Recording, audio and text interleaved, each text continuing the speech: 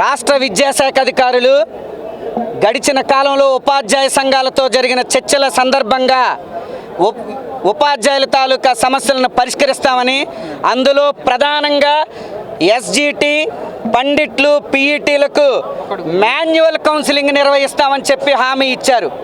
ఈరోజు ఆ హామీకి భిన్నంగా ఈరోజు రాష్ట్ర విద్యాశాఖ అధికారులు వెబ్ కౌన్సిలింగ్ ప్రవేశపెట్టడాన్ని ఉపాధ్యాయ సంఘాల ఐక్యవేదిక చాలా తీవ్రంగా ఖండిస్తుంది. మేము ఒకటే విద్యాశాఖ అధికారులకు ప్రశ్నిస్తున్నాం.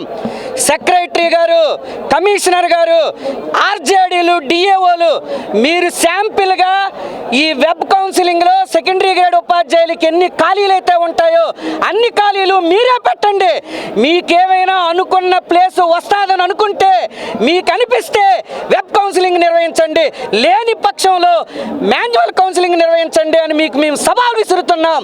చేతకాని విద్యాశాఖ అధికారులు వెంటనే వెనక్కి తప్పుకోవాలి, ఇచ్చిన హామీని అమలు చేయాలి.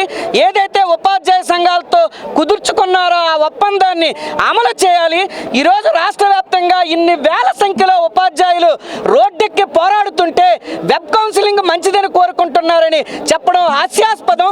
వెబ్ కౌన్సిలింగ్ వలన మంచి జరుగుతుందని అవాకులు చవాకులు చెప్తున్నారు.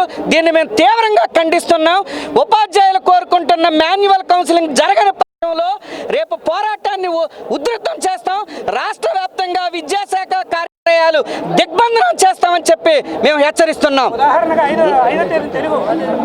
ఇందులో భాగంగా గడిచిన 2 రోజుల క్రితం తెలుగు, హిందీ మరికొన్ని జిల్లాల్లో క్లస్టర్ వేకెన్సీలు చూపిన సబ్జెక్ట్ టీచర్ల తాలూకా వెబ్ కౌన్సిలింగ్ సందర్భంగా చాలా లోపాలు జరిగాయి.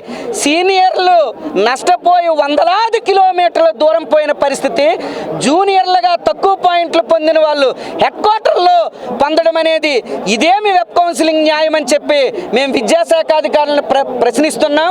జరిగిన అసంబద్ధాలు, అన్యాయాలు జరిగిన ఆ కౌన్సిలింగ్లను వెంటనే రద్దు చేయాలి. తప్పనిసరిగా మాన్యువల్ కౌన్సిలింగ్ జరిపి వాళ్ళకి న్యాయం చేయాలని చెప్పి మేము ఐక్యవేదిక పక్షాన డిమాండ్ చేస్తున్నాం. నా పేరు ఎస్ కిషోర్ కుమార్, యూటీఎఫ్ రాష్ట్ర కార్యదర్శి.